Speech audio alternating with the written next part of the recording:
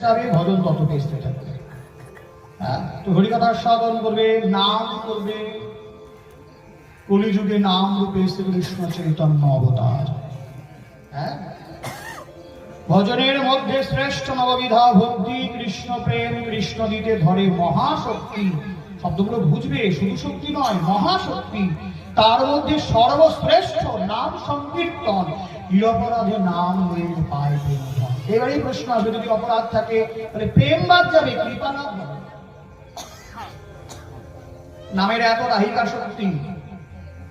চেত দর্পণ মার্জনম ভব মহাদাবাগ্নি নির্বাপনম শ্রেয়াহ কৈরব চন্দ্রিকা বিতারণং বিদ্যাবধু জীবনম আনন্দয়ম দুরিবর্ধনম প্রতিপদম পূর্ণ অমৃত আস্বাদনম সর্বক্ষণম স্তপম পরম বিজয়তে শ্রীকৃষ্ণ সংকীর্তনম।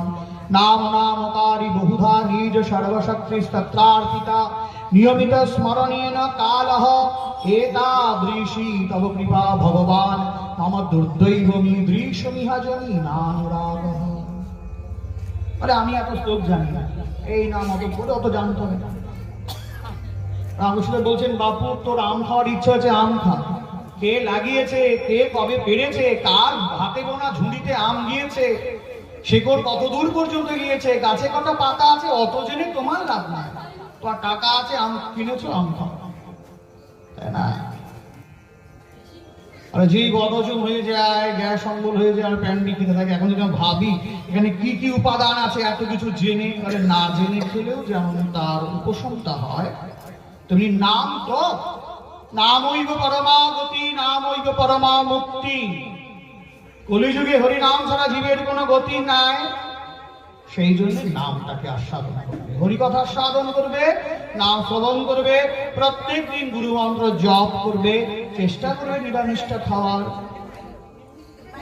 এতক্ষণ ঠিক ছিল, এই লাস্টের কথাটা কেন বলি না?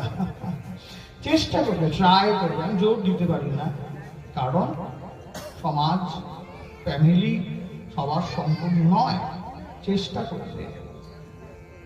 যখন এই পাঠটা, এরকম একটা কথা দেবকীনন্দন ঠাকুরজি উনি বলছিলেন, এক ভদ্রমহিলা উঠে এসেছিলেন তার কাছে, বলছে আমার সংসারে খুব জ্বালাতন, আমার সংসারে খুব অশান্তি ইত্যাদি। উনি একটা প্রশ্ন করেছিলেন, তোমার